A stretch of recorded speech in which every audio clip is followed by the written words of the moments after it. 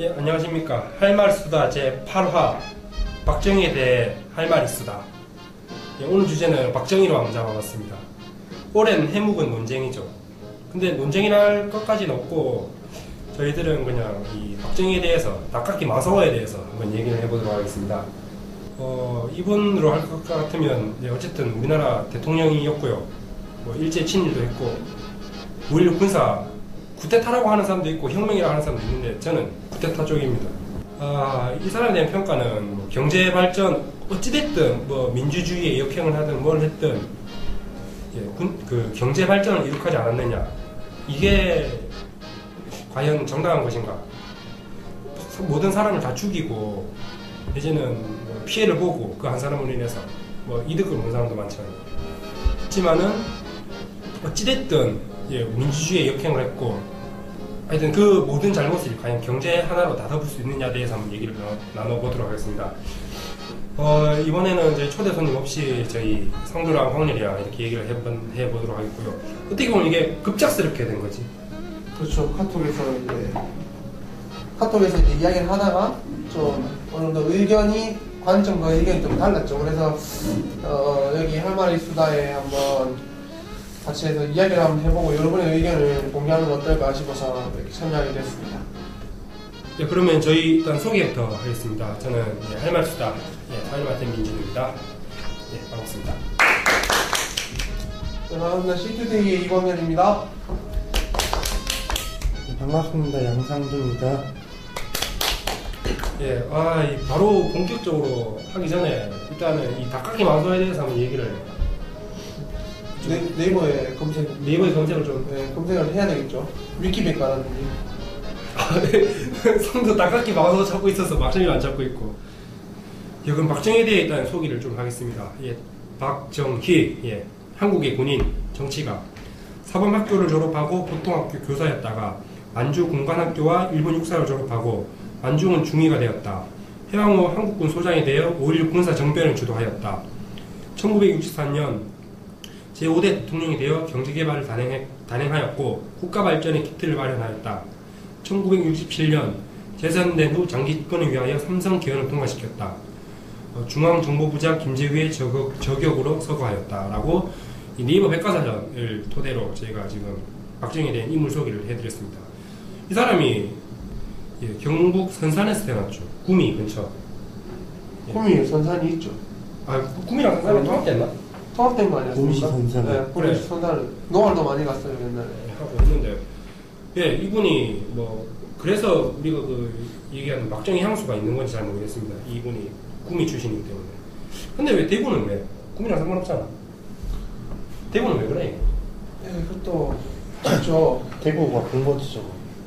닭깎이 마사오에 그 형도 이제 대구에서 죽었지 않나요? 그런 빨갱이 운동하시고 네. 동생도 같이 했잖아요. 거기서 남로당. 한번 이게 박정희 대통령도 공산주의에 있다가 나와가지고 뭐 아닌 것처럼 행동했다 이래서 뭐 일단 이 박정희에 대해서 저희가 얘기를 나눠보겠는데요. 이 좀 이상한 말이 한 게 있습니다. 그래서 그에 대해서 한번 짚어드리겠는데요. 박정희가 이 군사 쿠데타를 일으키게 된 게 장면 내각이 불안정하기 때문이라고 저희가 교과서에서 배웠습니다. 그래서 제2공화국, 장면 내각이죠. 장면 내각이 있는 제2공화국을 검색하다가 네이버에서 이상한 점을 발견했는데요. 읽어드리겠습니다. 제2공화국은 1600이 어딨어요? 1600이면은 조선시대야. 예, 1961년 5월 16일 박정희 소장, 김종필 중령 등 육군사관학교 8기생을 중심으로 한 군사 쿠데타인, 이 부분입니다. 한 군사 쿠데타인 5.16 군사혁명으로 사실상 공개되었다. 좀 말이 이상하지 않아요? 8기생을 중심으로 한 군사 쿠데타인 5.16 군사혁명으로 사실상 공개되었다. 말이 앞뒤가 좀 안 맞는 것 같아요. 결국엔 이게 혁명 쿠데타란 말이 좀 상반되는 건데 이게 한 문장에 쓰이고 있으니까. 그래, 이게 말이 돼? 이거. 하여튼 정말 말이 안 되는 우리나라 역사 자체가 말이 안 되지. 빨갱이들 왜 나쁜 짓 했나? 그것도 관점이 차이죠. 하여튼 저희가 조금 좁혀서 한번 얘기를 해보겠습니다. 이 닭깎이 마사오 과연 경제 발전에 모든 걸 다 덮을 수 있나? 이 얘기를 한번. 네. 나눠보겠습니다. 일단 저의 주장은 그렇습니다. 제 말의 좀 핵심 요점인데요. 저는 이렇게 말을 드리고 싶은데요. 제가 보험을 들어놨고요. 그 보험을 들어놓고 이제 제가 교통사고를 당했습니다. 그래서 제가 죽었습니다. 그래서 보험사는 야 네가 죽었으니까 보험금 줄게. 저는 이런 관점이라고 생각하거든요. 그러니까 네가 어찌됐든 네가 상해를 당하든 부상을 당하든 죽었든 보험을 들어놨고 그 보험사에서 돈을 줬으니까 너는 끝난 거 아니냐, 보상을 다 해줬다, 이런 식으로 저는 논리입니다. 그러니까 결국 박정희 한 군사, 그러니까 경제 성과죠. 경제 성과는 그 돈이 많이 벌어줬으니까 상관없다라는 식으로 하면은 결국 사람 목숨은 개같이 껌같이 생각하는 거 아닙니까? 그렇기 때문에 저는 이 박정희의 경제 발전으로 모든 걸 덮을 수 없다 이렇게 생각합니다. 네. 저 또한 박정희 대통령이 한 그 경제 발전으로 모든 걸 덮을 수 없습니다. 하지만 잘된 것, 못된 것은 분명히 짚어줄 필요가 있죠. 저는 개인적으로 생각하기에는 경제적인 부분과 민주적인 측면이 나뉘는데 그것을 어떻게 하나의 가치로 박정희는 잘됐다 못됐다 하기보다는 이쪽 부분에는 잘 됐네, 이쪽 부분은 못했다, 이게 두 개가 떨어져야 되지 융합돼버리면 평가가 융합되면 안 된다고 생각합니다. 네. 그런 뭐 유정일 씨가 엮은 책이 있는데 박정희 맨 얼굴이라는 책이 있습니다. 최근 아니면 조금 됐지만 예, 좀 오래된 책이지만 그 책을 봐도 그렇고 그런 게 있어요. 확연히 느껴지는 게 우리나라는 뭐 예를 들어서 삼성은 이강렬 씨가 생각하기에 무슨 기업이, 그러니까 주로 무슨 제품을 파는 기업이에요? 전자기업. 예. 전자기업, 전자제품 파는 기업이죠. 예. 전자제품 기업, 지금은 전자제품 기업 강하지만 옛날에는 이제 먹는 것부터 시작했죠. 삼성이 그건 설탕부터. 그건 삼성이 아니죠. 제당. 제일제당. 근데 어쨌든 그 계열적으로 그러면은 게 있습니까 하다가. 그럼 됐고, 그러면은 흔히 말하는 뭐 유럽의 노키아라든가 네. 뭐 이런 기업들은 이제 되게 이제 애플도 그렇고 하나의 제품군으로 이제 그렇죠. 그 분야에 이제 올인해가지고 네. 육성을 한단 말이죠. 그만큼 이제 뭐 식품이면 식품, 뭐 음식이면 음식 이런 식으로 이제 전자제품 이런 식으로 이제 기업이 다각화가 돼 있고 네. 발전이 이제 어느 정도 경제 민주화가 돼 있다 해야 되나? 하지만 그 박정희 전 대통령이 이런 우리나라의 경제를 발전시키는 인정하지만은 그 과정 자체가 이게 너무 되게 중심. 개판이었고, 이게 그런 식이라면 누구나 이거는 솔직히 할 수 있는 일이고 그 과정 속에서 대기업이 잘한 건 사실이지만 그런 문제점으로 오늘날 우리가 이제 경제적인 불합리라던가 그런 경제적인 앓고 있는 건 사실이죠. 알고 있는 인정하죠. 네, 인정하는데 됐습니다. 다시 말. 인정하는데 네, 제가 인정하고 제가 그러면 일단 이 박정희 정권이 생기기 전에 이전에 한 번 더 이야기를 해야 될 것 같아요. 경제적인 불황은 우리나라는 자본주의 체제 하에 있어요. 지금 자본주의 체제 하에 있는데 이게 지금 뭐 자본주의 4.0 다 아시죠? 이런 이야기. 자본주의가 결국에 이 과도 형태를 보이고 있는 거예요. 그게 우리나라만 힘듭니까? 아닙니다. 우리나라 안 힘들죠 아직. 우리나라 근데 다른 해외도 쉽게 말할게요. 네. 박정희가 추구한 그런 개발 모델이 개발 모델은 네. 경제 개발 모델이 그게 자본주의라고 보십니까? 자본주의 기본 원칙이 뭐예요? 자, 그러면 쉽게 생각하면은 우리나라가 1945년이죠. 해방이 되고 48년에 어쨌든 남한은 자본주의 체제하에 성립됐어요. 성립됐는데 자본주의 체제하에 있어가지고 흘러가는 패러다임 속에 지금 세계는 중국이 공산주의인가? 아직도? 그렇게 자본주의지 지금 체제는. 자본주의 체제 패러다임 속에서 들어가고 있는데. 근데 자본주의랑 지금. 사회주의랑 지금 뭐 이해를 못 하시는데. 죄송한데. 그 기본적인 틀은 민주주의라는 것과 사회주의라는 틀에 있는 거지. 경제적인 부분은 그럼 뭐 흔히 말하는 구소론은 사회주의죠. 어떤 거? 사회주의. 러시아 이전에 구소련은 사회주의. 사회주의. 그럼 경제 부분은 뭡니까? 소련은 공산주의 아닌가? 공산주의가 사회주의고요. 죄송한데 틀리죠. 아니 죄송한데 민주주의와 사회주의가 극과 극으로 보십니까 지금? 극단한 게 아니라 아니지. 네가 말한 대로 그럼 중국은 지금 공산주의지. 예전엔 공산주의였죠. 지금은 아니. 공산주의가 아니지. 공산주의 자본주의대로 가고 있는 거지. 기업을 장려해주죠. 지금 중국에서. 공산주의란 말이 경제 부분에 관련된 말이 경제 부분이지. 아니면 그렇지. 경제 부분에서 관련된 거지. 할 말이 없네 이 사람이랑. 맞잖아요. 공동분배. 그러면 쉽게 말할게요. 그러면은 우리나라 민주주의지. 민주주의지. 민주주의의 기본 요소가 뭐해? 평등, 자유. 경제적인 부분에선. 경제적인 부분에서도 뭐 평등, 자유겠지 그럼. 경제적인 부분에서 자본주의를 갖추는 게 민주주의잖아. 그러니까. 그러면 기본의 공산주의는 계획 경제로 해가지고 사회주의 모델을 갖고 있지만 그렇지. 지금 중국이 추구하는 건 공산주의 형태의 정치적 기반에서 자본주의라는 경제적 모델을 추구하는 거지. 그게 어디까지나 완전한 그런 자본주의라고 볼 수는 없는 저번에 거야. 아니 세계를 패러다임. 쉽게 말해서 그러면 우리나라는 그러면 공산주의 틀 입각했으면은 내가 말하는 건 그거지.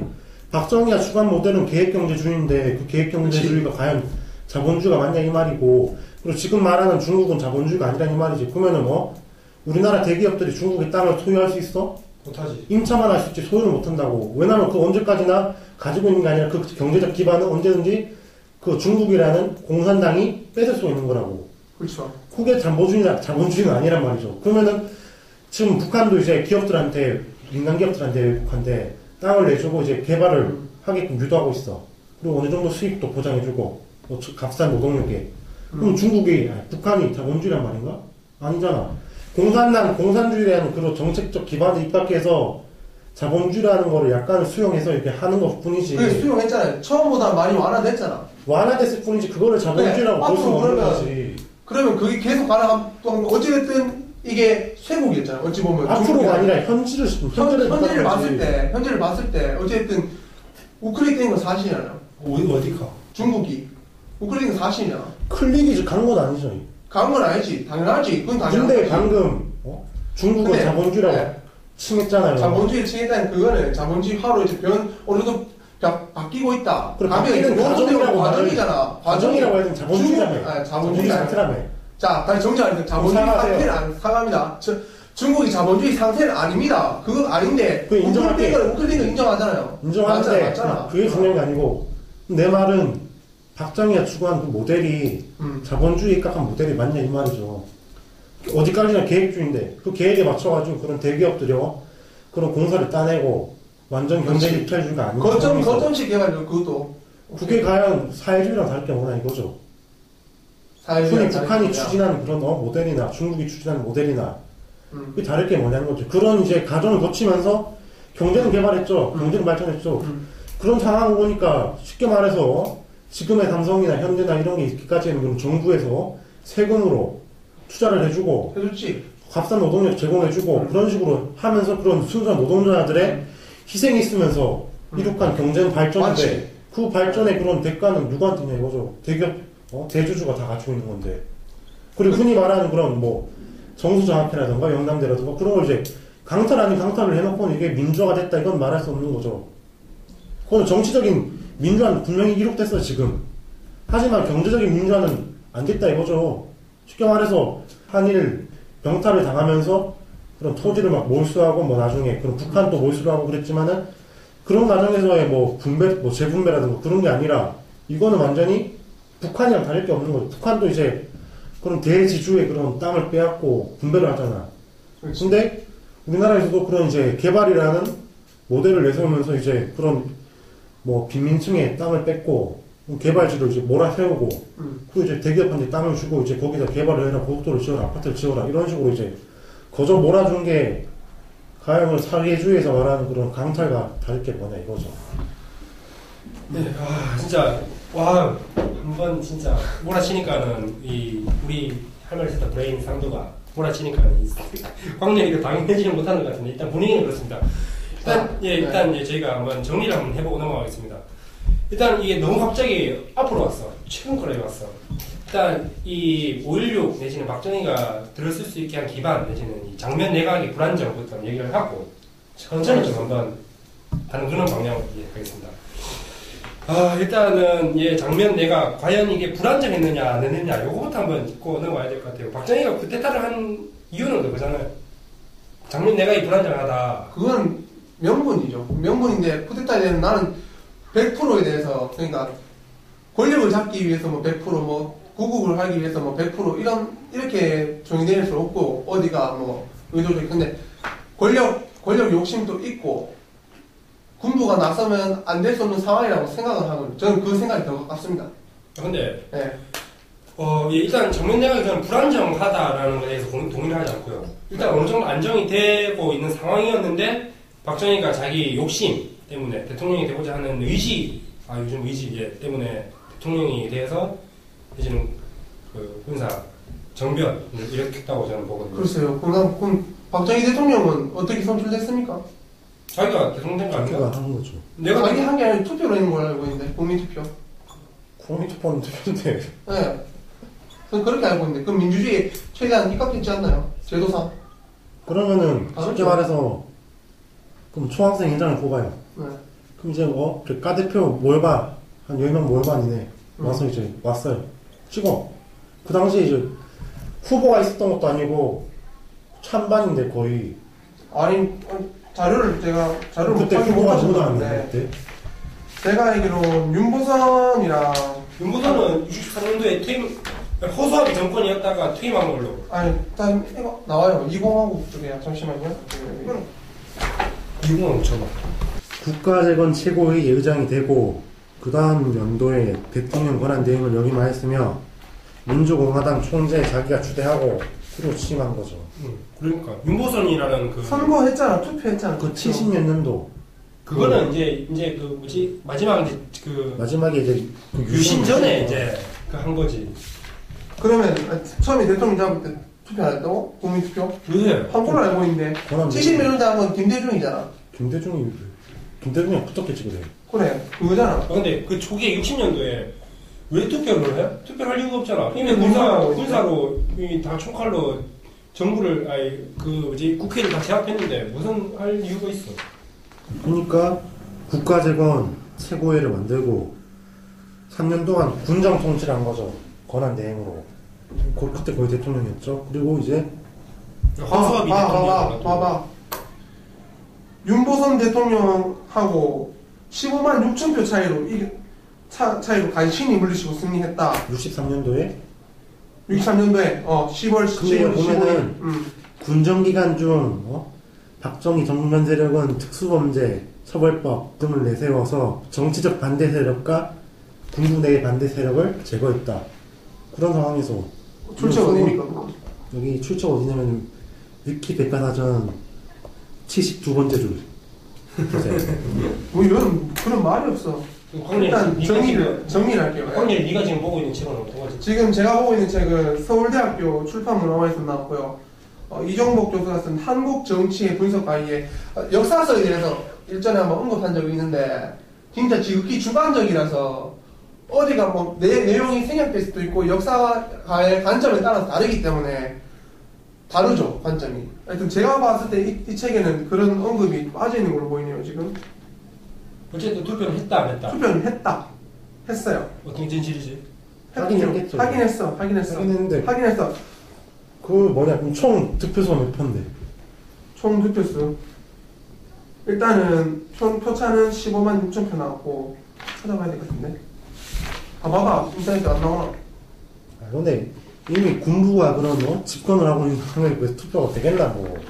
그러니까 여기서 말하는 거는 절차적 민주주의 밖에 안 됐다 이렇게 정리를 하고 넘어가면 될 것 같습니다. 절차적 민주주의 밖에. 근데 일단 투표를 했다는 거는 사실인 것 같고 그 어쨌든 군사 총칼을 휘두르고 있는 상태에서 또 한 가지만 더 이야기해도 될까요? 우리나라가 2차 세계대전 이후 해방이 되고 냉전체제가 있었잖아요. 신생 독립국이잖아요. 2차 세계대전 이후 신생 독립국 중에서 가장 절차상 민주주의겠어요. 다른 대만이라든지 라틴 아메리카 그런 쪽에는 이제 민주주의가 보다는 독재적인 먼저 절차상으로도 독재적인 강했고 아무튼 일단은 그랬다. 상대적으로 봤을 때 분명히 어찌 보면 비민주적이라고 할 수도 있는데 상대적으로 좀 그나마 민주주의가 되지 않았냐 다른 나라에 비해서 그렇게 일단은 저는 말하고 싶습니다. 하여튼 이 박정희가 이 군사혁명에 내지는 쿠데타에 일단 이 쿠데타 혁명 이것도 한번 정의 한번 내려볼까?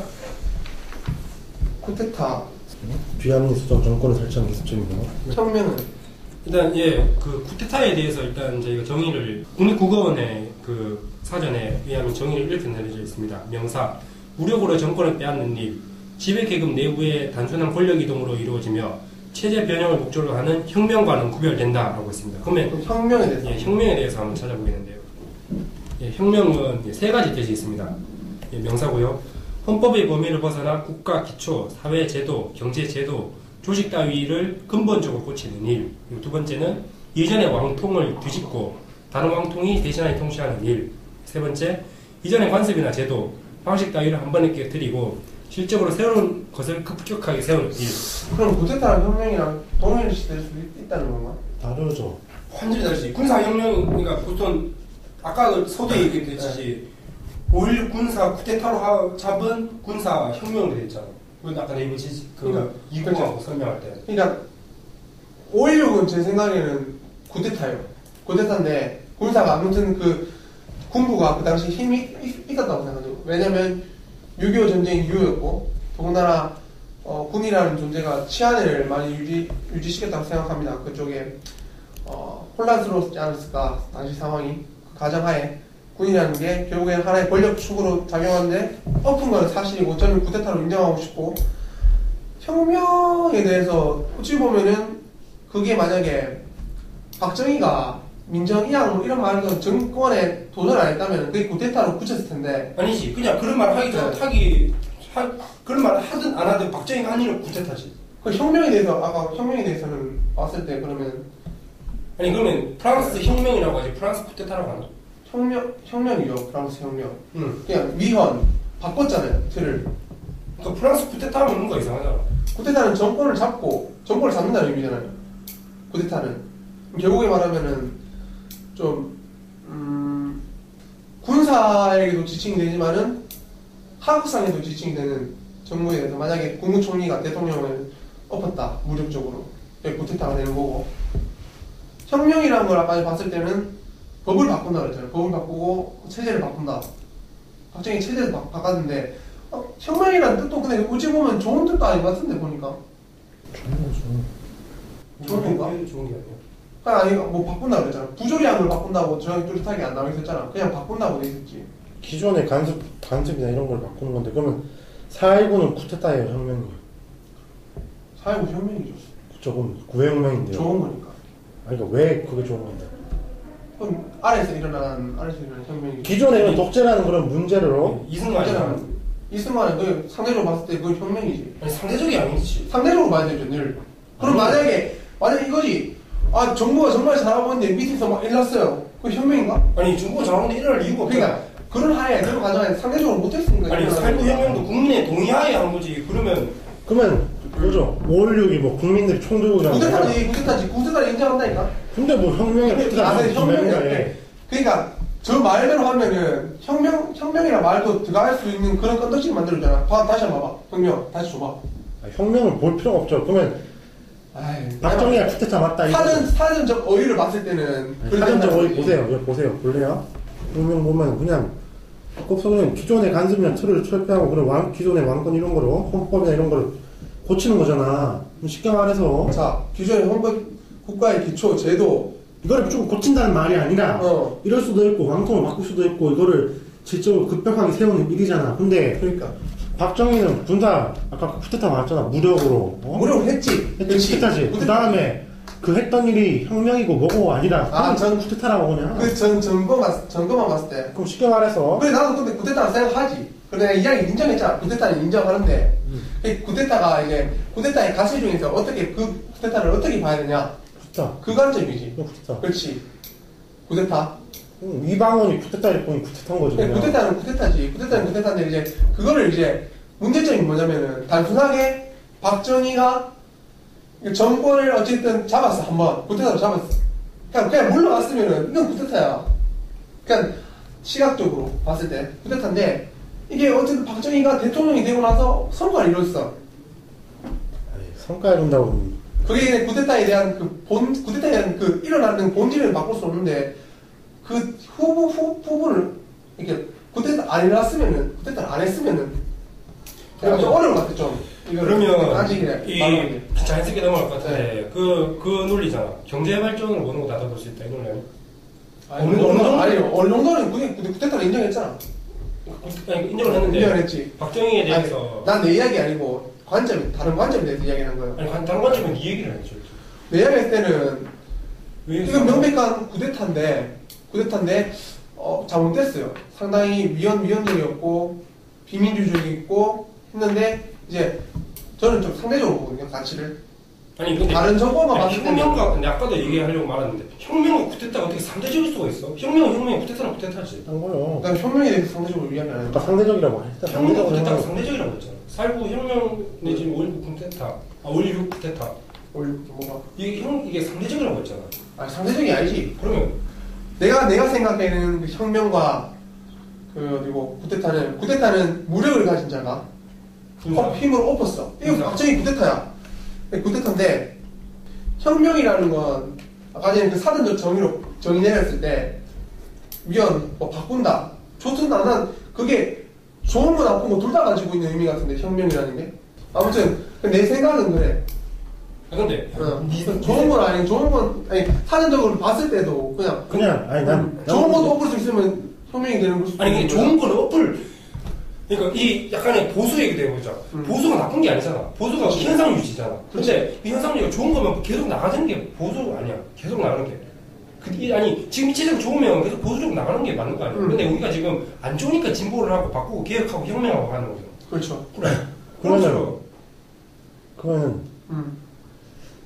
예를 들어서 어떤 사람이 있어 진짜 사회에 막 봉사도 하고 막 기부도 하고 근데 그 사람이 그 전에 살인 저질렀네? 그 사람 살인범이야 사회 뭐라 해야 되나 그런 기부자 뭐 그런 후원자? 선한 이미지. 선한 그거야. 내가 봤을 때는 그거는 살인범이죠. 살인범이지. 사실 살인범인데 그럼 따져봐야지 뒷부분에. 뒷부분이 아니라 살인을 저지른 건 분명하잖아. 그 뒤에 뭐 직한지를 했건 말고 우리가 볼 건 살인이라는 거지. 그럼 여기서 말하는 내가 말하는 거는 뭐 발전을 했건 뭘 했건 쿠데타잖아. 쿠데타는 뭐야? 사형이지. 쿠데타는. 그럼 걔는 국가 내란 혐의의 그런 최고 수괴고 그냥 이건 반역자인 거야. 뭘 잘했건. 흔히 말해서 뭐 그런 고려시대에도 나오지만 그런 무신정권 쿠데타 정면이 일으키잖아. 군사정권. 갖고 무력으로 그런 정권을 세우고 하는데 걔는 그냥 쿠데타 집단인 거지. 걔네가 뭘 발전했다 이건 중요한 게 아니죠. 쿠데타는 잘못됐어요.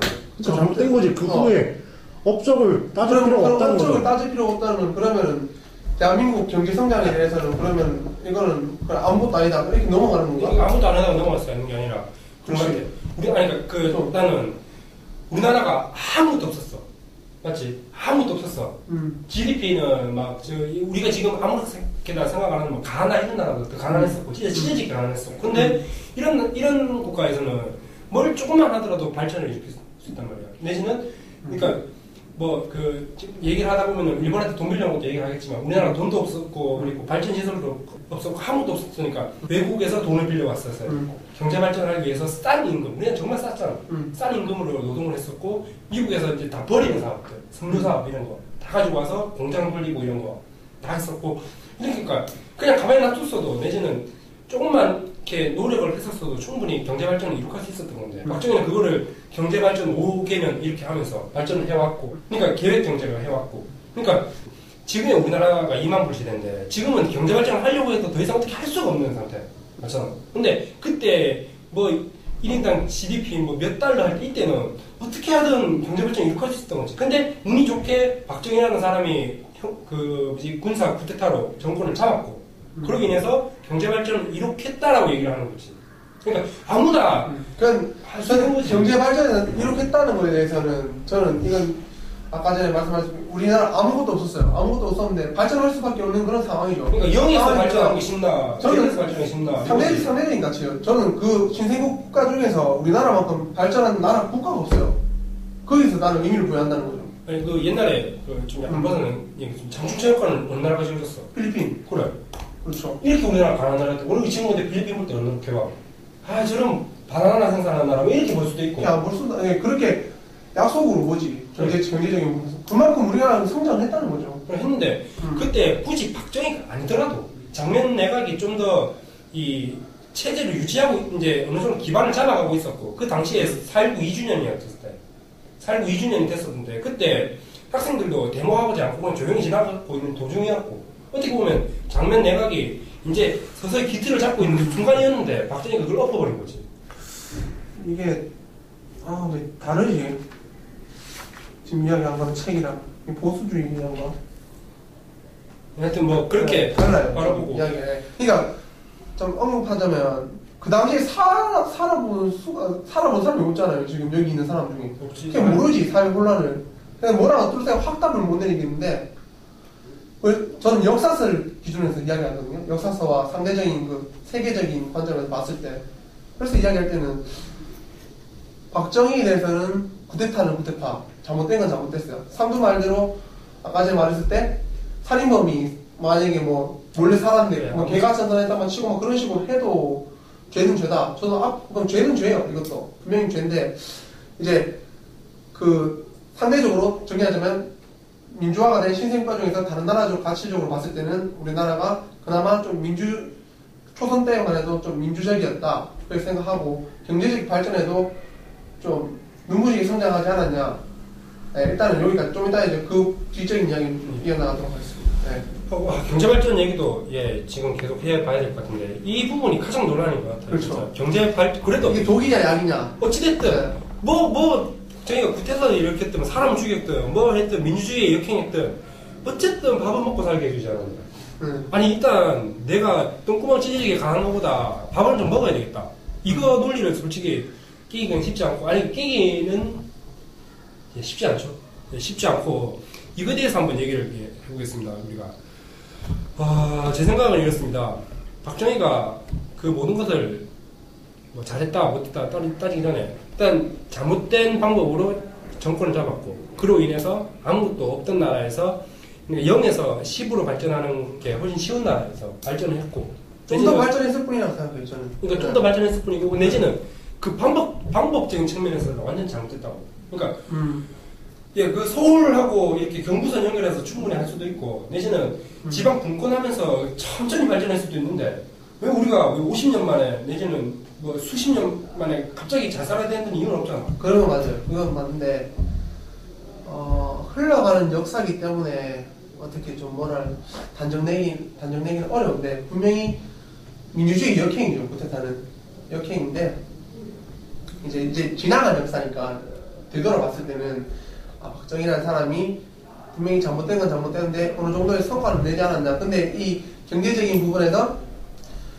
굳이 우리가 뭐 이렇게 갑자기 잘 살기 원해서 뭐 그런 것도 아닌데 어찌 뭐 뭔가 좀 박정희 정권이 경제라는 걸 가지고 어느 정도 합리화를 했다 그런 생각하거든요. 그 합리화가 근데 박정희 향수로 남아있는 것도 문제인 것 같고 박정희 향수는 저는 개인적으로 좀 싫어합니다.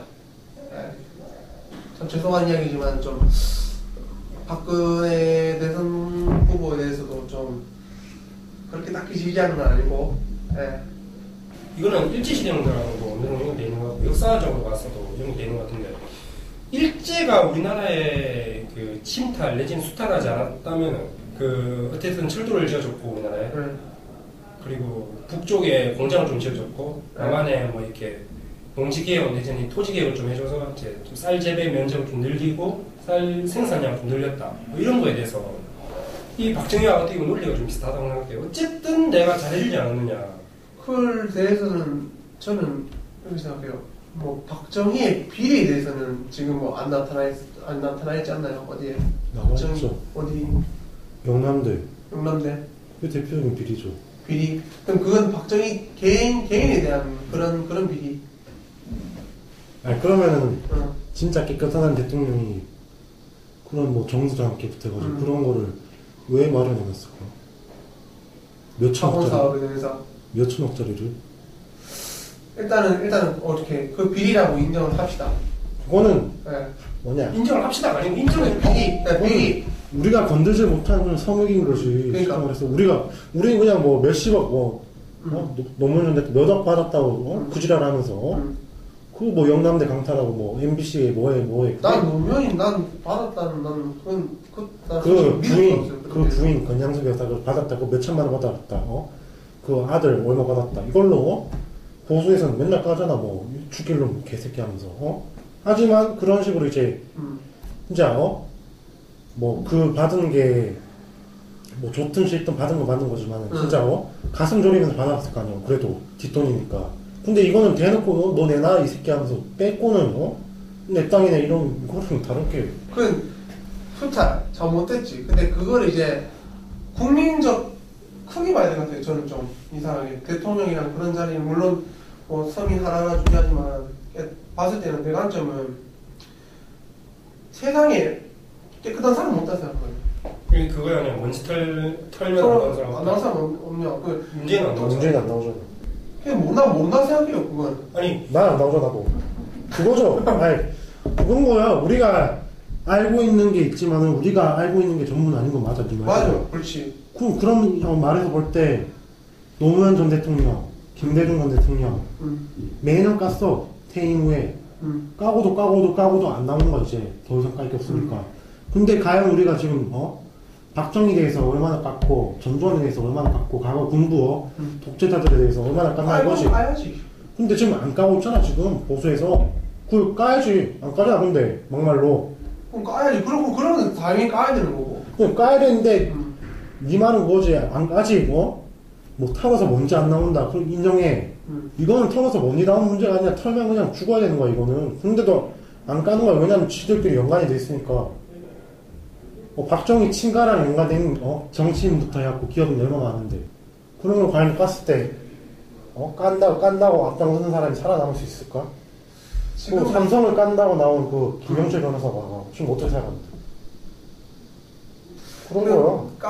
까는 거에 대해서는 박근혜 때문에 어쩔 수 없이 까야 돼. 나는 까야 된다고 생각하거든. 뭐든지 좀 잘못된 거는 바로 잡아야 된다 그런 생각을 해요. 하는데 그냥 말이 묻자다가 이렇게 흘러갔노. 아무튼 근데 그러니까 내 말은 그거야. 그거를 진짜 양심 있고 그걸 아는 사람이라면 선거 못 나오지. 아니, 선거야 나오는 거죠 무슨 일이지.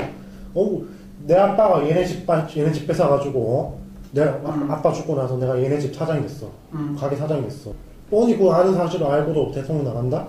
그건 양심이 없는 거지. 그건 뭐 더 큰 걸 뺏겠다 이거 아니면 무슨 싶건데. 그러니까 박근혜가 정치를 입문하게 된 계기가 SBS에서 하는 힐링 캠프에서 IMF? IMF. 그러니까 왜 IMF 때문에 자기가 나와야 돼? 아니 국가가 망했어. 어쨌든 모라토리움이 아니지. 국가가 부도가 나왔어. 부도가 나서 IMF에서 돈을 빌렸어. 근데 왜 국가가 자기로 인식하는 거지? 박정희가 자기 아버지고 아버지는 국가였기 때문에. 그러니까 박근혜가 정치에 입문하게 된 것도 웃기고 내지는 되게 요즘에 이미지가 그렇잖아. 신뢰, 청렴 이런 의미잖아. 좀 이명박과 다른. 근데 그게 그 이미지가 몇 년 전에 생긴 건데 겨우 한 3, 4년 된 거잖아. 신뢰 무슨 의미 아무것도 없어 박근혜는. 결국 그냥 박정희라는 사람의 그치. 후광. 저도 그래서 아까 얘기했잖아요. 후광이 짙기 때문에 솔직히 말해서 박근혜에 대한 리더십에 대해서 솔직히 나는 모르겠어요 좀. 근데 좀 말이 웃자다가 박근혜로 흘러간지 모르겠는데 지금. 경제 부분을 하다가 좀 이렇게 박정희 얘기하다가 또 박근혜로 흘러갔는데 그리고 경제 발전했다고 하는데 내 생각은 IMF는 박정희 때문이라는 거죠. 그러니까 따지면 맞아. 어찌 보면 외자 유치 이런 식으로 따다 해가지고 결국 이게 도미노처럼 터진 거 아니야. 결국에 IMF라는 게. 근데 그 당시에 이제 동아시아 금융위기가 왔었어요. 아시아 금융위기. IMF가 시초가 된 게 그 이전에 김영삼 전에요. 금융실명제였죠. 금융실명제 하고 그러면 이제 연쇄적으로 터지는 거예요. 왜냐면은 IMF가 제일 큰 원인이 그런 기업의 부채율이란 말이죠. 그러면서 이제 여러 기업이 부도났잖아. 막 무슨 한봉 그런 식으로 이제 삼성 자체도 부채 비율이 엄청 높았어. 그게 뭐냐면은 돈 빌려서 문어발식으로 기존에 진짜 제대로 된 은행이라면은 부채 비율을 보고 순이익을 보고 빌려주면 안 되지. 하지만 정권과 결탁한 상태에서 정권이 줄하면 줘야 되는 거고. 그래가지고 이제 전두환 시절에 정영자 사건이라고 그런 전두환의 전두환 부인의 뭐 친척이 뭐 하여튼 그런 건데. 아, 이철이 장영자 사건은 1982년 당시 대통령 전두환의 인척이었던 장영자와 그의 남편 이철이가 일으킨 거액의 어음 사기 사건으로 대검찰청 중앙수사부는 외국환 관리법 위반 혐의로 이철이, 장영자 부부를 구속했습니다. 검찰은 이들이 명동암달러 시장과 캘리포니아에서 80만 달러를 모았다고 발표했습니다. 검찰 조사가 이루어질수록 이철이, 장영자 부부의 사기 행각은 일반인의 상상을 초월한 규모로 드러났습니다. 이는 건국 이후 최대 규모의 금융사기 사건이라 불렸으며 이로 인해 구속된 사람은 은행장, 기업체 간부들을 포함해 30여 명에 이르렀고 당시 철강업계 2위의 일신제강과 도급 순위 8위였던 공영토건은 부도가 났습니다. 청와대 배후설이 나도는 가운데 집권 초기부터 정통성과 도덕성을 인정받지 못했던 전두환 정권에 큰 오점을 남겼습니다. 재판 결과 이철이, 장영자 부부에게는 법정 최고형인 징역 15년이 선고되었고 10여 년 복역 이후 가석방으로 풀려났습니다. 그런 식으로 이제 범죄가 일어나는 거죠. 그런 게 이제 하나의 가정 속에서 이제 IMF가 일어난 건데 그거를 뭐 김대중 대통령은 잘 수습한 거죠. 만약에 그것만 없었으면은 맞아요. 시대의 그런 지도자인데 쉽게 말해서 김대중이나 노무현이나 그 구시대의 그런 개발론에 의해서 그런 희생양이 되었다. 희생양도 있고 그런 저질러놓은 일들을 수습한 것 뿐이야 그냥. 그런데도 그런 거를 이제 북한에 뭐 찻대기를 했느니 뭘 했느니 그러지만 까놓고 말하면은 전두환 때 중앙정보부 그 사람이 가진 돈만 뭐 몇천억이라는데 우리나라 지금 돈으로 그럼 얼마나 받아 먹었을까? 그 박정희 때 시대를 생각하면 돈을 주는 게 아니라 그냥 돈을 뭐라고 하지, 이게 한국은행에서 빼내면 그대로 해서 자기가 칼로 잘라줬다는 그런 얘기도 들리는데. 그리고 우리가 주목해야 될 게 삼성이 왜 컸나 그런 걸 보는 것도 중요하죠. 어디까지나. 삼성이 밀수 사건 한번 터뜨려서. 아니, 그거부터 시작해서 이제 다 몰아주잖아. 이제 건설부터 해가지고 현대랑 삼성이랑. 근데 이제 삼성이 우리나라에서 차지하는 비율 몇 프로인지 아세요? 거의 90%야. 경제 부문의 생활에서도 CJ가 삼성 계열이잖아.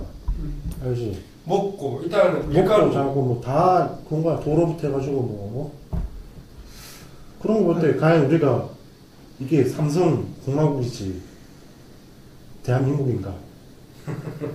그럼 그 삼성공화국 대통령 그럼 이건희가 해야지. 내 생각은 난 좀 낙수 효과 알죠? 그 낙수 효과는 이제 그러니까 그거 같아. 박정희 때 한 게 낙수 효과 같아. 박정희 때는 낙수 효과가 충분히 가능했고, 왜냐면 위에서 이게 배가 터지도록 먹고 아다니 토할 것 같으니까 밑에 내려준 거야, 쉽게 말해서. 박정희가 그걸 했잖아. 선성장 후 분배. 근데 지금 어떻게든 성장을 했고, 우리나라가 성장 안 했다는 거에서 무죄만 사람 아무도 없어. 우리나라가 이렇게 지금 이 더운 여름날 이 에어컨 쓰면서 내지는 한겨울에 히터 틀면서 할 수 있는 게 그렇게 오래 전이지 않잖아. 그렇죠. 근데 이렇게 되기까지의 이제 그 어떤 과정을 한번 얘기를 해봤으면 좋겠어. 갑자기 이렇게 뜬금없이 이렇게 될 수도 있지만. 오케이. 예. 일단은 박정희는 서울 중심에 거점 중심적 개발. 그렇게 나오는. 그래, 그렇게 얘기했으면 되지만 그냥 서울을 발전했고 일단 서울을 발전했고 우리가 박정희 형수 말하는 거 대구는 솔직히 관심도 없었지. 섬유 사업 가는 게 갖다 줬잖아. 지금도 섬유 망했잖아요. 그냥 섬유 사업 한거 갖다 주고.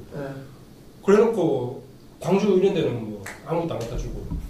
부산 그 남해 쪽에 이쪽에 경남 쪽에는 산업단지 발전해주고. 그런 거죠. 일종의 집권하기 위한 어찌 보면 지역주의 또 말 나오는데 쓰면 안 되잖아. 좀 해? 네. 지역주의 정치적 플레임을 이용하기 위한 거라고 생각은 해요. 저도. 근데 어찌 보면 달리 생각해 보면 참 대통령 자리가 그래서 무서운 것 같아요. 만약에 지금 같은 지역 구도에서 경상도 출신이 나와가지고 막 전라도에서 안 찍어줬어요. 그런 발전 전라도 시켜줄 수 있을까? 물론 시켜주긴 시켜야 되지만 좀 더 주고 못 주고의 차이 그런 것 좀 있지 않나? 그런 거에 대해서는 좀 경부고속도로죠. 그에 대해서는 부산을 최고의 항만으로 만들었잖아요. 어쨌든 그걸로 인해 가지고 수출도 하고 그 고속도로 내 가지고 저희가 사실인데 좀 어찌 보면 교묘하게 이용한 거죠. 그런 거에 대해서 부인 못할 사실이고. 근데 진짜 이렇게 경제 발전을 일으켰다 이 얘기하다가 갑자기 나왔는데 저도 생각은 그렇습니다. 경제 발전을 일으켜줬다는 것에 대해서는 부정할 수 없는데 그 과정상의 문제가 많았고. 그렇죠. 지금 어찌 보면 지금의 기업이 정부하고 이렇게 막 정경유착 이런 말이 나오는 게 어찌 보면은 이 몰아주기식 하다가 이렇게 사태가 비리가 발생하지 않나 그런 생각도 합니다. 네, 그래서 네. 예, 박정희라는 한 명으로 인해서 자기 혼자 잘 살면 모르겠어요. 상관없는데 대통령 한 명이 수천만 명한테 피해를 줬잖아. 어찌됐든 그 시대에는 근데 피해라기 판단하기 지금 왔을 때는 이제 그게 결국에는 역행이 나타나는 거라고 생각하거든요. 지금 와서 역행이 나타나는 게 아니지. 그때는 숨죽여 있을 수밖에 없는 상황이야. 그 결국엔 이건데 산업화냐 민주화냐 이런 이야기지 않나요? 민주화 산업화. 네. 가치를 따지고 봤을 때 어떤 산업화는 결국 경제고 경제를 그냥 굶어 죽을 만큼의 경제는 약간 경제는 확실하게는 뭐 어떻게 말할 수 없지만은 민주화를 억압한 거예요. 노동 착취를 했다고 생각해요. 나는 박정희가 노조 같은 것도 설립 안 돼야 하고 해봤을 때 오용단체 만들었잖아요. 왜? 한국노총이라든지 그런 한국자 들어간 거는 다 오용단체이기 때문에 그래서 명분상 그렇게 만들었지. 어찌 보면 노동에 대한 권한, 전태일을 분신했잖아요. 유신 이유가 그게 유신 이유다. 분신하고 그렇게 하는 사태를 봤을 때는 충분히 노동 인권에 대해서는 보장을 하지 못했어요. 분명 김문수 도지사가 그랬잖아요. 노동운동했었잖아요. 한번. 그래서 노동 인권적인 부분 분명히 문제가 있었어. 근데 그걸 또 경제랑 또 견주어 봤을 때 그 당시에 먹고 살만하기 힘들었나? 얼마큼 정도였길래 착취를 했을까? 그런 생각도 다시 한번 하게 되고. 그런데 아까 홍렬이가 얘기했지만 그 말이 나는 좀 위험하다고 생각한 게 어떤 거야? 내가 그때 살아보지 않았으니까 모른다라는 말. 난 이 말에 대해서 역사서를 듣고 우리는 역사서를 보고 하는 거야. 결국엔 누가 살았다 그렇게 말을 듣고 하는 거잖아요. 근데 나는 그에 대해서 믿지를 않는 것 때문에 우리나라 근현대사 같은 경우는 나는 걸레라고 생각하거든. 걸레. 그러니까 이미 걸레 누더기가 된 걸 또다시 한 번 더 우리 수천 공주께서 잡아가지고 한 번 더 누더기 팽개쳐 버리겠다라는 지역으로. 역사를 바꾼다. 역사는 근데 어려운 것 같아요 좀. 근데 역사를 아니 교과서에서 일본이 왜 저렇게 됐어? 왜 독도가 저기 땅을 생각해? 역사서에 그렇게 적혀 있으니까 그렇게 하는 거냐. 그렇지. 근데 아니잖아. 명백히 아니잖아. 아니, 그러니까 우리가 잘못 알고 있는 거일 수도 있지만 그러면 대마도 우리 땅 아니야? 대마도 훨씬 우리나라 부산이랑 가까운데. 그래. 근데 갑자기 어느 순간 일본 사람이 살아서 그게 일본 땅이 된 거야? 실효집에 그러니까 그건 이제 영토에 극한적인 건데. 아니 영토가 아니고 네. 그런 식으로 역사를 외국식 배영시키다 보니까 지금 세대가 박정희에 대해서 그래도 경제 발전을 해주지 않았냐? 어쨌든 먹고 살게 해주지 않았냐?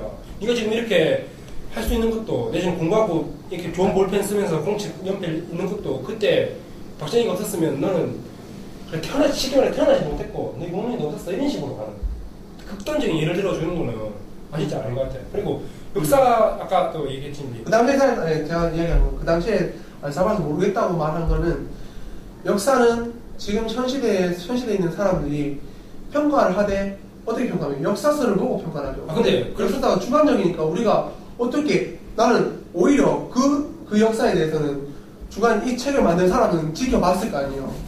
지켜봤거나 이 동시대 보면서 그런 관점을 썼기 때문에 평론을 할 수 있다고 생각하는데 우리는 역사서를 한 번 더 거쳐서 보기 때문에 이게 답이다 아니다고 정확하게 관점 정리도 안 될 뿐만 아니라 어렵다는 거지. 그러면 이 얘기를 해봐야 될 것 같아. 우리는 살지 않았지만 일제시대 때 우리나라가 수탈당하고 핍박당한 거는 뻔히 아는 사실. 근데 굳이 그걸 당해봐야 아나? 내가 그때 살았어야 아나? 그래 그때 일제시대 그런 식으로 네. 얘기해. 그래 박정희에 대해서 과거로 되살라고 보면은 어쨌든 독립군을 제압하는 간도군이었고 그렇죠. 어떻게 보면 박정희 그 부인하는 사실이죠. 네, 박정희가 친일을 했고 네. 근데 그게 그때 어쩔 수 없었다. 이완용도 나라를 팔아먹은 거에 대해서 어쩔 수 없었다. 이렇게 말하면은 말이 안 되는 거잖아. 그러니까 우리가 그때 살지 않았다고 하더라도 역사서를 보고 평가한다. 이런 말이 아니라 명백한 사실을 계속 왜곡시켜버리잖아. 그 명백한 사실에 대해서 그 사실의 가중치를 어떻게 하냐는 이게 논점이 그잖아요. 우리가 말하는 게. 그 명백한 사실을 가지고 우리가 어디에 가중치를 둬줘야 되냐 그 문제지. 가중치를 어디에도 사실은 그러니까 사실은 사실인데 어디에 문제를 더 가중치를 둬야 되냐. 그러니까 박정희가 악의 축이라고 규정될 수는 없다고 생각해요. 단순하게 극단적으로 이것도 극단적인 거지. 그러니까 좋은 놈 나쁜 놈이라고 할 수 없다 이거. 할 수 없다는 거지. 난 그 이야기인 거지. 결국에는 따지고 보면. 그러니까 역사라는 게 결론적으로 이건 그런 것 같아요. 결국에 역사를 어떻게 바라보는 관점이 따라 다른 것 같아요. 뭐든지. 그런 게 있어. 박정희 관점이 아니라 일반적으로 박정희를 생각하는 어른들은 대통령이라기보다는 왕으로 생각하는 거야. 그렇죠. 그건 그러니까 왜 그러냐면은 맞아. 과연 그러니까 지금 와서 이승만 얼굴 우리 알지만 그 당시 어른들이 이승만 얼굴을 알았을까? 모르지. 몰라. TV도 없고 신문도 뭐 없는데 그리고 나서 이제 이승만이 물러가고 그 당시 불과 몇십 년 전에 왕이 있었고 고종이 있었고 그리고 이제 뭐 일제 뭐 총독부가 있었는데 그런 상황들을 소위 말하는 서울 사람들도 몰랐을 거야. 무슨 일이 있었는지 하룻밤 사이에 뭐가 뭔지 관심 없었다는 거지. 쉽게 말해서 우리가 조선시대 때 왕의 얼굴을 모르는 것처럼 우리가 그 당시로 돌아간다면은 뭐 50년대로 우리는 우리의 지도자가 누군지 모르는 거야. 관심도 없고 그러다가 어느 날 갑자기 TV에 떡하니 나타나가지고 무슨 최고의 의장이라는 사람이 나타나가지고 전투복 입고 TV에 모습 보이는 거야 그때부터. 이제 뭐 하면 이제 대통령이다 이런 식으로 TV에 나오고 그때부터 신문도 나오고 그런 식으로 이제 사람들한테 각인이 되는 거지. 우연치 않게 그런 발전과 함께 만약에 그 상황에 다른 얼굴이 나왔다 그럼 우리는 그 사람 찬양할 거야. 어른들은 그런 하나의 그런 조각이 맞았을 뿐이지 그 사람이 진짜 뭘 잘해가지고 우리가 기억하는 게 아니라 하나의 그런 가정 속에 일치했던 뿐이야. 쉽게 말하면은. 그러니까 우리 미디어적으로 접근하는 거예요 지금. 리더적인 것도 있고 소위 말하면 우리 시골에 우리 외할머니도 이승만 몰라. 이름 알지. 대통령인 거 나중에 하니까 얼굴 몰라. 지금 대통령 얼굴도 몰라요. 근데 박정희 사진 있어. 왜? 새마을 운동하면서 집집마다 사진을 왜 뿌렸을 거야? 사진을 왜 걸어놨을까? 집에다가. 그거 하나 자체가 우상한 거야. 우상화. 하나의 우상화를 하면서 괜히 전두환이 따라갖고 전두환 사진도 걸리고 그런 식으로 가는 거지. 쉽게 말해서 그 당시에 미디어 자체가 접하기가 어려운데 그럼 인터넷도 없고 TV도 없는데 그런 사람들이 사진을 보고 이게 우리나라의 지도자란다. 그런 과정에서 이제 각인된 것 뿐이야. 그런데 그게 그 사람의 업적 때문이다. 이런 거는 좀 모순이지. 약간. 그러니까 박정희를 바라봤을 때 단순히 경제적인 부분 측면에서 바라보는 게 아니고 그런 미디어적인 부분에서 어느 정도 일조를 했다 미디어가. 그치. 왜 괜히 뻔히 자기 사진을 왜 뿌리냐. 지가 뭐 얼짱pan이고. 쉽게 말해서 김정일 일성은 다른 게 없는 거지. 우상화의 작업이니까. 우상화의 작업, 근데 그것도 100%로 그렇게 밀어붙이는 건 아니잖아, 지금 말하는 건. 근데, 어느 정도 동조를 했다는 거지. 근데, 쉽게 말할게. 그럼 그 사진, 너 집에 박정희 사진 있어, 없어? 없지. 근데 웬만하면 옛날에 집집마다 있었어요. 우리 집도 있었고, 우리 할머니 집도 있었고. 그러면, 그게 무슨 뭐 인터넷 다운받아가지고 출력한 것도 아니고, 야, 어머니 따지면 사진관에, 뭐 컬러 복사기에 있는 것도 아니고, 필름 원본 있는 것도 아닐 거 아니야. 인화된 게 어디서 내려왔을 거잖아? 그럼 그게 왜 그 서울에 있는 사람 자신이 와가지고는 왔냐 이 말이지. 이게 정말 우상화 이런 거 이제 예를 들어 북한이 그런 거 하잖아요. 저 방식의 사회주의를 하면서 김일성을 이제 막 지금은 주체 사상이라 하지만 결국에는 막 신처럼 받들고 그런 게 7, 80년대에 뭔가 있었어요. 분명히 그거는 진짜 부인할 수 없는 사실이고 독재성을 띠고 있는 독재 정권이 결국엔 유지하기 위해서는 우상화 작업은 필수였던 것 같아요. 그래. 그게 정치학으로 봤을 때도 배웠을 때도 그게 하나의 지배적인 수단으로 다가가는 거거든요. 근데 근데 그걸 약간 좀 그런 향기로 그 상두마는 그걸 향기로 느낀다는 거잖아. 그런 사람들 입장에는 사람들 그냥 입장에서. 그렇지. 정말. 그런 것 같아. 그러니까 옛날에는 조선시대였고 그 어떻게 보면 그때는 조선시대 때 살던 사람 나이 연세 드신 분들은 만약 50년대 70, 80이 나가면은 1800년도 태어난 거 아니야. 그러면 그 사람들은 분명히 순종, 고종을 거쳐서 온 사람들이고 그 사람들은 당연히 왕이었고 당연히 성은 이씨야 되는데 그래서 이승만이 대통령이 됐고 근데 갑자기 박 씨가 대통령이 됐어. 이건 미친 짓이지. 나라가 바뀐 거지. 예, 맞아. 선배 말로 얘기가 있는데 결국엔 이건 같아요. 내가 봤을 때는 우리나라가 조선시대에 거쳐서 왕이 있는 군주제에서 넘어가서 일제치하의 통치를 받았어요. 어찌 보면 일본이 위에 있었잖아요. 일본이 지배를 했잖아. 지배를 해가지고 우리는 결국엔 백성근성이 강한 거지. 백성근성 아래 하층입니다. 그런 의식이 강했던 거다. 예, 그게 있어 어떻게 살고 이러겠어. 4.19에 대해서는 전 국민이 일어났다고 나는 생각을 안 해요. 그럼 미국이 지식인이 했지. 일본이 시킨 거 아니잖아. 그렇지, 지식인이 한 거지. 4.19는 지식인과 그 교수와 그 과정 속에서 국민들이 이렇게 따다닥 동화됐다고 생각하는데 어쨌든 아니 그렇게 치면 촛불 집회는 시켜서 했나? 아니 그랬다지만 지금은 지식인들이 늘어나지, 배운 사람들이 늘어난 거지. 그 당시에 배운 사람들이 대학생들이 위주였고. 에이 그러면 네. 뭐 조선시대 때 지식인들이 일어나지 성룡관 유생들이 막 데모하고 앞에서 근데 안 하잖아. 그럼 뭐해? 못 때려잡지. 그건 이제 그 때려잡는 데는 왜 안 때려잡았냐? 자, 조선시대에 대해서는 조선시대가 규정하는 뭐 섭리학이라든지 그런 식으로 봤을 때는 충효를 강조했기 때문에 충분히 그런 동양적인 사상으로 봤을 때 그렇다 생각하고 일제치하에 있을 때는 그 어학과 파찬 뭐 그런 게 있었어요. 그 다음에 어쨌든 나라를 발전시키기 위해서는 학생을 장려해줬을 거란 말이에요. 일제 말고 일제 이후로 넘어왔을 때 그런 식으로. 왜냐면 그때는 민주화에 대한 갈망이 있었으니까. 민주화기보다는 뭔가 자유 그런 갈망이 있었으니까. 그리고 또 공부하면서 지식인들이 아 이건 잘못된 거다. 그래서 이제 일어나는 게 4.19 혁명이라고 생각하고요. 부정에 대해서 4.19 혁명이 실제로 주도층을 했던 사람들이 대학생들 위주로 처음 시작되지 않나? 그 시발점에 대해서. 이 4.19가 일어난 전초가 어떻게 보면 이 김주열 학생이 어떻게 보면 그 눈에 칠털이 박힌 거. 이건데 맞아요. 지식인이야 고등학생이? 고등학생이 나는 그 당시에 배웠다고 생각하는데 왜냐면 생각을 해봐요. 그 당시에 몇 년도인데? 1960년. 1960년대죠. 1960년대 지금 그럼 고등학생이라 치면 만약에 만 18세, 17세라 생각하고 해봤을 때 그럼 몇 년도야?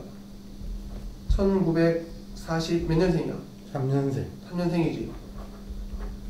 이때 우리 할아버지랑 딱 10살 차이 나는데 우리 할아버지 소학교 중퇴했어요.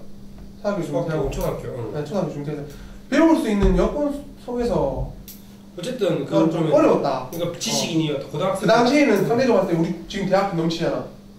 지식인이잖아. 난 그렇게 생각해요. 네. 어쨌든 고등학생이 지식인이었고 이 지식인이 일으킨 것인데 어쨌든 국가가 잘못한 거고. 국가는 잘못했죠. 국가 그러면 이승만하고 국가를 동일시로 봐야 되나? 이승만이 잘못한 건 그때는 그랬지. 그러니까 조선시대에서 왕정시대에서 막 넘어왔으니까 대한제국에서 대한민국으로 넘어온 지 얼마 안 됐으니까. 그러니까 아까 말했잖아. 계속 이 씨였는데 박 씨가 바뀐 거라고. 근데 제 생각은 해요. 이게 민주주의라는 게 이게 전 세계적으로 확산이 되잖아요. 이게 결국에는 그 민주주의 사상이 사상에 입각해서 이런 사태가 일어났지. 만약에 이게 조선시대였으면은 근데 공화정부 자체가 민주주의 기반하에 일어나는 거잖아요. 공화죠?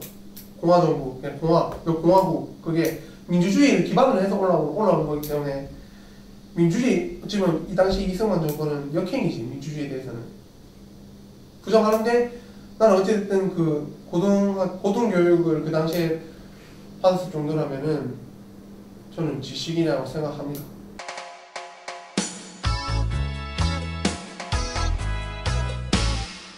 청취자 여러분들의 의견을 트위터 아이디 JOURNAL503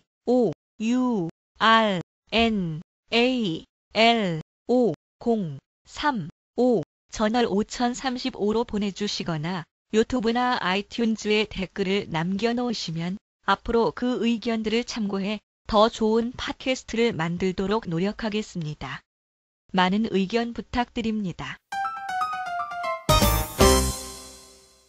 예, 진짜 박정희 얘기 하다가 진짜 이러다가 뭐 오늘 하루까지는 못할 것 같은데 일단 이 얘기도 안 짚고 넘어갈 수 없죠. 차관 우리나라가 일단 경제 발전을 하기 위해서는 돈이 없었습니다. 그 당시에 뭐 값싼 노동력은 있었고요. 그리고 땅, 토지도 있었습니다. 하지만 돈이 없으면 뭐 공장도 못 짓고 아무것도 못 지으니까요.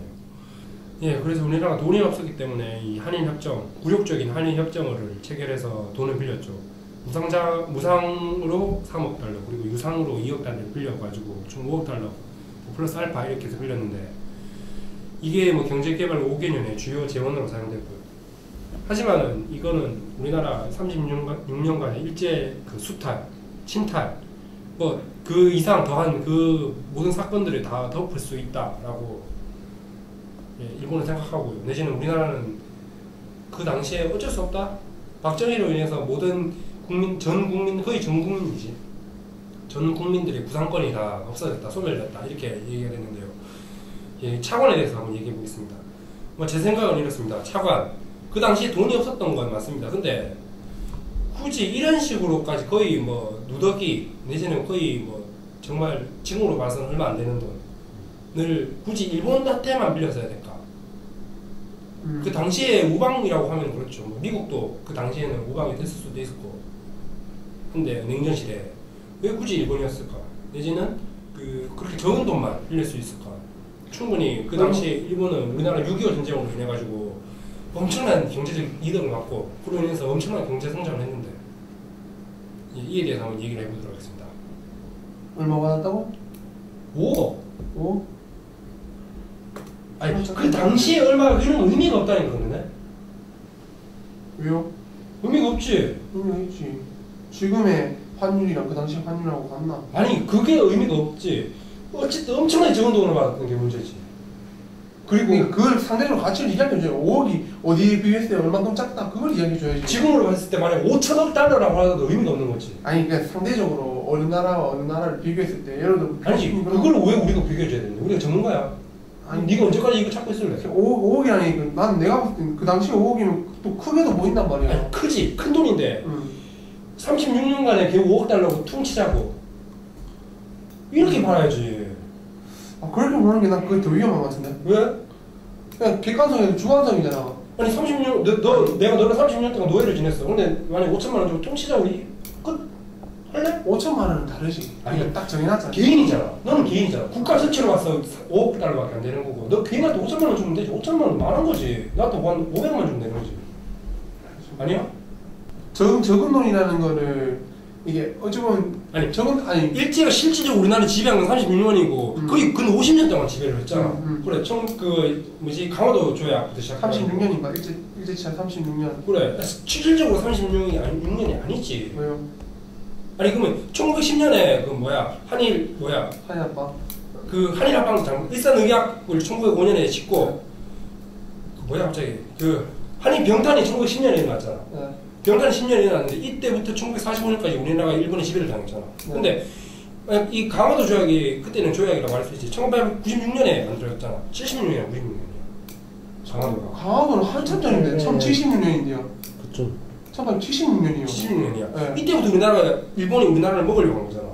그러면 실질적으로 이때부터 내지는 일본에서가 아니고 우리나라가 러시아, 미국 뭐 이런 데서 중국 이런 데서도 청나라 그때는 건드렸잖아. 그렇죠. 러시아 건드렸고. 그래 건드렸는데 네. 그러면 어찌됐든 그러면 우리나라 외교권이 발달된 1905년부터 봐야지. 난 그래. 1905년부터 봐야 된다 생각해요. 근데 그 전부터 일본이 우리나라한테 침탈을 그냥 침략을 해왔었지 일본이 계속. 그래 야금야금 해야지. 야금야금 그렇지. 내가 너를 어떻게 보면 이렇게 너의 집을 먹기 위해서 야금야금 한 방에 먹을 수는 없잖아. 그렇지. 야금야금 먹지. 그래 그런 거 치면은 실질적으로 36년이 아니라 50년 가까이 된단 말이야. 근데 이 돈을 어쨌든 문서상에는 36년이니까 36년 동안 한 거를 겨우 5억 달러 퉁친다. 그리고 그때 인구가 3천만 명이었는데, 이거는 또 북한까지 포함된 건 아니지만 어쨌든 북한까지 포함하는 걸로 일본은 알고 있고 이런 식이잖아. 근데 이렇게 치면은 3천만 명 나누기 5억 달러 하면 돈이 한 사람도 얼마 들어가는 거야? 아무리 그때 당시 환율이 뭐가 항상 먹다니까. 내 말은 그러니까 나는 그게 적당을 떠나서 아니 네가 지금 환율을 하는 거는 적다 많다. 아니 그러니까 지금 뭐라 해야지? 좀 뭘 이야기해줬네. 그냥 그 당시에는 뭐 그 당시에 대가로 만약에 지금 이게 한일협정이 일어날 때 그 당시로 따져봤을 때는 뭐 집 몇 채 값이다 뭐 이런 집 몇 채가 아니고 한국을 전부 다 살 수 있어. 강남 쉽게 말해서 서울 땅을 다 살 수 있어. 의미가 없는 거지. 유태인들은 한 사람도 얼마 받는데. 독일은 1956년 연방보상법을 제정하여 유태인에 대한 피해 보상액으로 120조 원이라는 천문학적 금액을 지불하고 전후 배상과 관련하여 법적으로 종결된 문제에 대해서도 끝까지 책임을 다하려는 노력을 보이고 있습니다. 또한 정부와 기업이 100억 마르크, 한화 약 6조 원을 모아서 기업, 책임, 그리고 미래라는 이름의 재단을 설립했는데요. 이를 통해 2차 대전 당시의 정부와 기업에 의해 강제로 징용된 사람들의 피해를 보상하려는 것입니다. 근데 그게 의미가 없다. 5억 달러라는 것 자체에 지금의 500억 달러라고 하더라도 의미가 없는 거지. 5천억 달러라고 하도 5조 달러라고 해도 의미가 없는 거지. 이 사람들의 돈이 얼마 받는 게 중요한 게 아니라 이걸로 퉁치자고 했잖아 이거는. 그런 식으로 얘기하는 또 이렇게 해야지. 그 돈으로 어떻게 계산할 수 없을 정도의 그래. 이런 식으로 말. 그래. 그러니까 네가 계속 그 환율을 얘기하는 게 이런 얘기하는 거지. 그러니까 내 말은 나는 그 뭘 가기 싫으면 결국에는 이걸 대조하면서 같이 보여주면서 이만큼 어림도 없는 가격으로 했다 이런 식으로 그런 식으로 풀어나가는 게 안 맞나 싶어서. 그래. 아니 근데 어림도 없는 가격이 그거는 둘째 문제지. 했다는 것 자체가 일단 문제고. 이 당시 돈이 얼마인지 궁금하지 않을까? 난 궁금할 것 같은데. 난 궁금한 사람도 굳이 이건 찾아보려고. 근데 그 돈이 국민들한테 안 갔잖아. 그래. 피해자들. 다 기업들한테 들었잖아. 어쨌든 한 푼에 한 푼에 들어졌어. 그래. 그 돈을 빌려가지고 기업 짓는 데 썼지. 차관이잖아, 차관. 잠깐 빌린 거잖아. 무상도 있었잖아. 무상 뭐 이거 얼마 된다고 5억, 3억 달러 이거 뭐. 3억 달러. 껌값이지. 껌값 지금 뭐. 우리나라가 얼만데? 우리나라 GDP가 얼만데? 우리나라 1년 예산이 300조다. 몇 조? 달러? 아니, 달러라. 우리나라에서 300조로 왜 300조 원이지? 300조 원. 그래. 그런 식으로 따지면 껌값이지. 껌값이 아니면 무슨 그냥 비자금 조성금도 안 되는 거지. 2억 달러면 얼마야? 20억이야. 2억 달러면 2천억. 2천억이야. 껌값이지. 삼성의 순이익이 얼마인데? 5조 6조 하는데. 내 말은 그 말이잖아. 지금 돈의 가치랑 과거 돈의 가치가 틀리다는 거지. 그 얘기 하고 싶다는 거지. 그게 어쨌든 차관이었고 선거일대로. 그런 식으로 흘러가는 거지. 국민들한테는 한 번도 안 들어간다면 무슨 의미가 있어? 의미가 없지. 명박이가 한일협정 반대를 하던 말이 무슨 말이겠어? 근데 그걸로 가지고 뭘 짓고 뭘 했다니까 그게 과연 얼마인가. 일제 작가 40년 50년 얘기했죠. 일제 50년 치하의 그 피해 보상을 가장 이 돈으로 되나? 그걸 이제 난 엎어지랑 같이 가려고 한 거지. 그래서 물어본 거지. 아무튼 정리하자면 엄청나게 가치적으로 봤을 때 뭐 가치할 것도 없지만 작은 액수. 적은 액수. 맞죠? 적은 액수. 적은 액수가 문제가 아니라니까 내가. 네, 그러니까 그 문제가 아닌데 가치할 것도 없지만 어쨌든 돈도 적다. 돈도 적은 것도 문제가 아니라니까. 그러니까 문제가 협정을 맺은 자체도 문제고. 네, 그런데 이 협정이 국민에게 간 것도 아니고 자기 이익을 위해서 그러니까 거시는 그러겠지. 자기 이익을 위해서 한 게 아니라 국가와 민족의 번영을 위해서 이렇게 딱 말했겠지. 하고 우리가 이 박정희를 지나서 이제 그 다음 대통령 이 29만 원 아저씨도 한번 짚어보고 넘어가도록 하겠습니다. 이 29만 원 아저씨는 솔직히 말해서 좀 이제 와 이렇게 천수를 누리고 갈 수 있나? 누가 말하는 거죠? 29만 원밖에 없는 이 아저씨가 그 대구 세계 육상 선수권 대회 VIP실에 이렇게 막 관람하고 있고 정말 눈꼴 사납고 욕을 많이 먹으니까 오래 살겠죠. 그런 건가? 그래 이 어떻게 보면 전두환 때 경제 성과도 얘기할 수 있을 것 같고 전두환 때 그 얘기도 많이 하잖아. 삼천교육 때. 와 근데 어떻게 보면 이 대통령들이 한 명 한 명만 짚고 넘어가도 확종을 걸릴 것 같아. 대한민국 대통령 우리가 젊고 잘 몰라서 이렇게 되는 것도 있지만 우리나라에서 솔직히 존경할 대통령이 없다는 것도. 뭐 그런데 노무현, 김대중이 존경, 전 존경합니다. 나는 존경까지는 모르겠어 아직까지. 난 수도이전 하나로. 수도이전. 그건 세종시. 세종시도 실패한 거지. 그렇지. 그 수도이전 때문에 탄핵 맞은 거 아니야? 쉽게 말하면. 하면은 그 무섭다. 진짜. 그거 참 수도이전 한다고. 노무현에 대해서 그 사람에 대해서 제가 그분 대통령에 대해서 가치를 다시 한번 찾아보자, 공부해보자. 공부라기보다는 한번 알아보자는 데 좀 관심이 많이 들고 있어요. 그런 것도 한번 다음에 해볼까? 그렇죠. 우리 이제 박정희까지 한번 짚어줬고 짚어준 게 아니지. 그냥 짚어봤지. 그냥 우리가 짚어줄 그런 건 아니고 그냥 이야기 우리가 알고 있는 선에서 이야기를 해나가는 거지. 이 우리가 한 얘기 중에도 뭐 솔직히 틀린 것도 많을 거고 네. 한데 일단은 여기서 그럼 이 박정희까지의 내용은 마치도록 하겠습니다. 아 진짜 우리만 즐거웠던 거 아닙니까? 이거? 우리만 열냈는데 듣는 사람 입장은 모르겠네. 모르겠네. 일단 하고 다음 대통령 누가 있지? 근데 우리 이 박정희를 하기 전에 이승만도 안 짚었어. 맞지? 이승만이요. 난 이승만 개인적으로 싫어하는데. 우리 한번 대통령 특집에 할까? 대통령 특집. 이제 다음 이제 시리즈 물론. 우리 한번 그걸 해봐야지. 왜냐면 이제 이 대선다 보니까. 박근혜 대통령이 될 수 있느냐? 나는 라디오에서 약간 놀랬어. 저기 박근혜 대통령 대선 뭐 이렇게 하는 거야. 이 대통령 다음에 약간 텀이 있는 거야. 아. 이 새끼들 미쳤나? 박근혜 대선 후보라고 해야 되는데. 박근혜 대통령 대선 후보 이렇게 하는 얘기하는 거야. 난 박근혜 대통령 이런 줄 알았어. 진짜. 와 그래가지고 문재인 대통령 대선 후보. 그렇게 절대 안 할 거야. 그냥 문재인 대선 후보 이런 거. 김두관. 아 이건 민주당 말 많던데 민주당 한번 더 할까요? 민주당을 한 적이 있어야지. 아 그렇구나. 민주당 이야기도 재밌을 것 같아. 예, 어쨌든 이 응. 할 말 수다 제8화 박정희에 대해 할 말 수다. 예, 저희가 슬슬 이제 마무리를 짓겠습니다. 저희가 이 한 말 중에는 저희 혼자 있죠. 저희 세 명에서 14살 얘기도 있고. 이게 과연 그려지실까 머릿속에서. 그냥 뭐 죄송하기도 하고 그렇습니다. 한번 내보도록 하겠습니다. 이거 어떻게 될지 죽이 되든 밥이 되든. 예, 저희가 생각한 게 있습니다. 10화 전까지는 예, 그냥 워밍업 정도. 10화 이후로는 저희가 진짜 제대로 한번 지금도 제대로 안 한 건 아니지만 조금 연습 삼아 내지는 이런 것도 있다라는 걸 알리는 홍보 정도의 이제 윤활유가 들어갔다. 기름에 이제 불 붙었다. 네, 슬슬 이제부터 처음 우리 얘기할 때 정말 좀 그랬죠. 근데 이제는 슬슬 저희가 좋아진다고 생각합니다. 네, 그러면 다음에 한 번 더 기회가 되면은 이승만, 29만 원 아저씨 그리고 물통령, 물태우지. 전두환 아니에요? 29만 원 아저씨? 그래 그다음 물태우. 아 물태우. 근데 이승만 그랬잖아. 그래 맞잖아 이승만. 어? 이승만 맞잖아. 뭐예요? 이승만 다음 박정희 다음 맞잖아. 어? 이승만 얘기 우리 안 했잖아. 아니 근데 29만 원 이승만 그랬잖아. 이승만 29만 원. 아 29만 원을 나는 전두환 29만 원인 줄 알고 이승만 29만 원 가길래. 오늘 이좀 이상해.